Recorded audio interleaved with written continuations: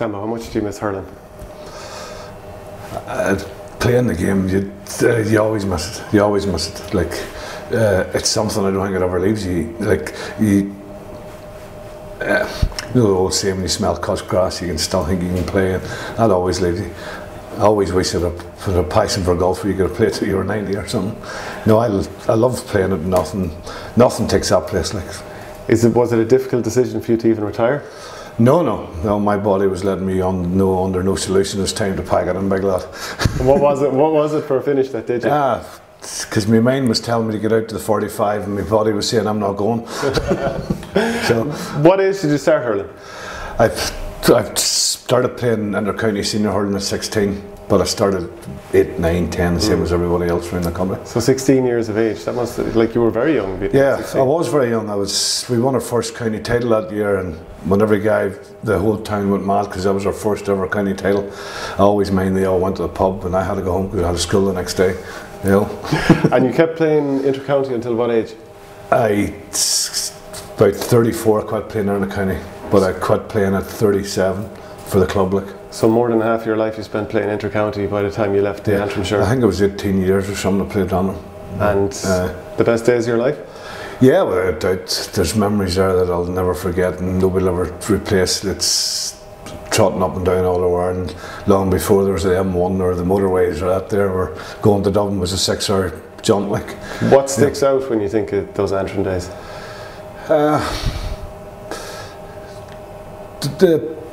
suppose we used to play Galway in the corner, and I played against boys like John Connolly and Joe Connolly and that good Galway team that was about, and then the Offaly teams and that there. And obviously, my first year I made a debut against Kildare because a guy got injured in the warm-up. Terence McNaughton got injured, and I came on then against Kildare and played well and held my place and was more or less there ever since, or for the time and out there. But I loved hurling, I was passionate about it. It was probably the only thing I was ever really good at, you know. Like, I wasn't that academic, I had a bad speech impediment when I was young, and very much the only place pocked the ball against the wall on my own. And whenever the big boys of the local estate were picking team, you know, they wanted me in their team, so I'd give you that wee bit of confidence and made you feel good, you know. I can trace it back to them, like, you know.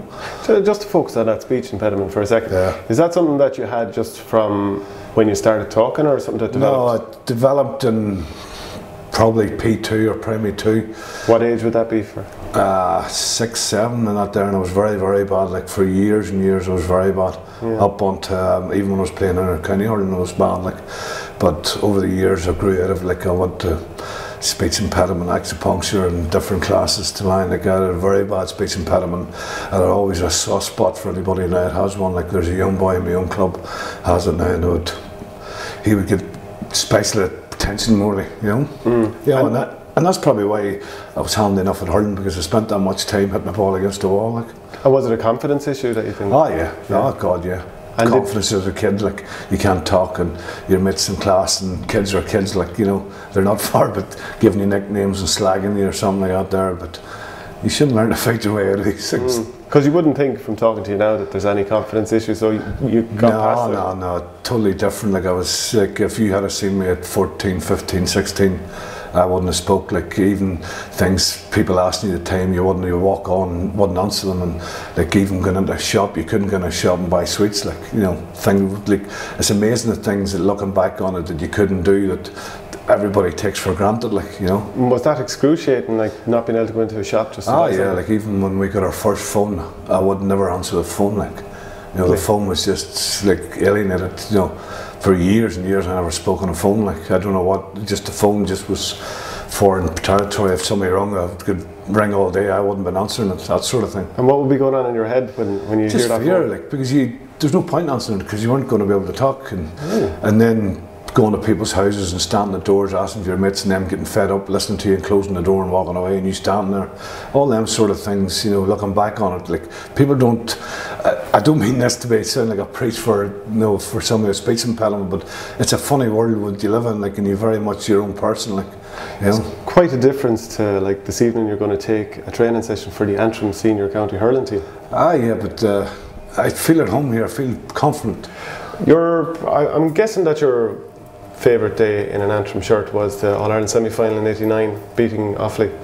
Yeah, that was a great day, but looking back on it, was a day that we probably lost the final too, because we were happy just to get the final. Looking back on it, you know, everybody, the great words that, you know, you've gone over this a few times, you know, everybody say, no matter what happens, it's great just to get there. And psychologically, that was perny for defeat. Like, you know, we weren't interested in the match in the final. We, you know, back in the day, we get free boots, which was the talk of the county, like, and things like that there, which is laughable now, but that was the case. But it was a brilliant day, and it was a great bunch of fellas to be involved with, great players.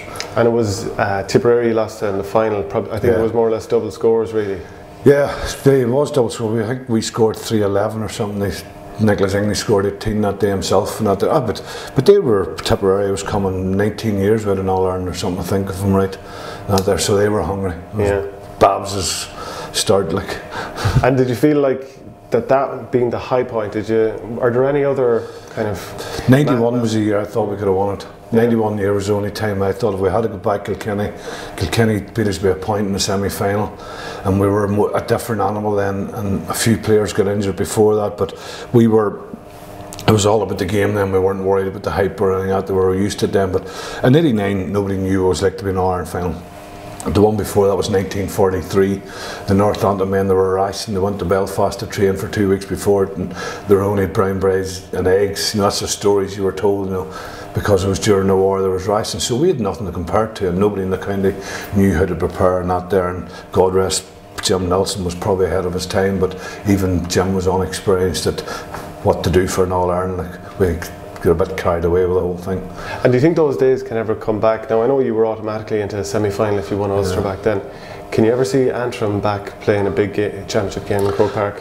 Yeah, I think like, you can't stop believing. When you're loving something, you want to see it cherries and that there. And, like, I think Antrim hurling can come back. I think if the right structures are in place, why not? Like, what makes somebody born in Limerick or Clare or thing better? Or they eat better, are they bigger, are they stronger, they use different gyms? Like, we all know what to do now. Like, there's no secrets out there. Like, everybody knows it was S&C and what diets to do and that there. And the one thing we have just maybe lack a wee bit of quality about cuteness on the ball and different things, but that comes with playing at a higher level for a longer period. Like, and if we can get up and stay up and get a momentum going out there, why not? You know, I don't think there's this massive gap that everybody thinks they are. You can't compare yourself to the likes of Kilkenny or Tip or Cork, because they have such a base to pick from. Like, it's unfair. Like, it's like it's Shamrock Rovers against Barcelona sort of thing. Like, it's daft to compare it at times. Like. And geographical location, really, you're cut off from the rest of the hurling population. Yeah, that's no doubt hard, but it's made easier now with the motorways and that there. It's a lot easier to get to Dublin for a game now, and Abbottstown's available and all these different things. And the one thing I would like to see GA do is maybe the Tips and the Corks and the things this world make themselves more available to players all the time and out there, because we need that quality. Like, you know, like, I know that if Antrim played Tip now, it'd be a waste of time, but I'm talking maybe Tip and work B team or something to work your way up and play challenge matches, because the more you play at that higher level, the more you expose yourself to that class of player, the better you become. Like, you know, you can't become that class of player by sitting in a gym or that there. You need to expose yourself to it. You know. Can I ask you a question about the possibility of Brexit and what it might do for, like, people that are up in the north? Is that like something that you would be comfortable talking about or not? Yeah, I don't mind Brexit. I think, you know, like, we're going into political views now, and that's a different thing. But Brexit, I would never have voted for it. Well, I think it goes without saying I'm Irish, you know, and I want to remain Irish, and I mind the days you had a queue for hours to get over the border, and that would be a disaster if that came back again. Not only for the business world, but for even the social world and the economies and the tourism and the GA. Like, you know, to travel back and forth. I remember sitting hours, boys, in traffic jams trying to get over that border, like, and getting searched and silly things going on and not there. Back in the days, I could stand here to cows come home, that Tip runs out and tell you stories, but it'd be a disaster if there is a hard border. Like, the divides that were there back in the day will possibly never come back to that same level, but do you think it could lead to more divides? Yeah, well, if you know your Irish history, whenever there's a void, it's like Irish men usually fill it. And that's my thing, like, you know, like, you can say what you want, but you go down through all the generations, whenever there's this void and not there, and I know times have changed now, and social media and all that there, and it's a lot different. Like my children have a totally different upbringing from what I had. Growing up in the north and the Troubles and playing in the Troubles was totally different. I've said this many times. Like if I walked about the street with a hurling stick, I was telling everybody what religion I was, who I voted for, what my beliefs were. If you walked down the street in Tipperary with a hurling stick, you were a hurler, full stop. Up here was different, and the families that were kind of middle of the road that didn't want their children walking about with GA jerseys or tops, or didn't want them involved because it labels you, and it still labels you. You know, where we're standing at the minute, it labels us. Was it tough being a nationalist Republican growing up in the north, because Cushendall would be a mainly Catholic area, wouldn't it? Yeah, the whole Glens is a nationalist area, not there. It wasn't tough for me to say, because I lived in a rural part of the country and I didn't experience anything like the Derrys and the Belfast and that there, but you were always getting stopped and going to matches, and like the UDR broke my hurls more marks than other. But there's nothing you can do, you just have to suck it and go on. And do you think that you'd be going to a match and that held you up, so the match would be late, you'd arrive late for the match, you know, things like that there, just petty stuff. And do you think that it could ever go back to being as bad as it was?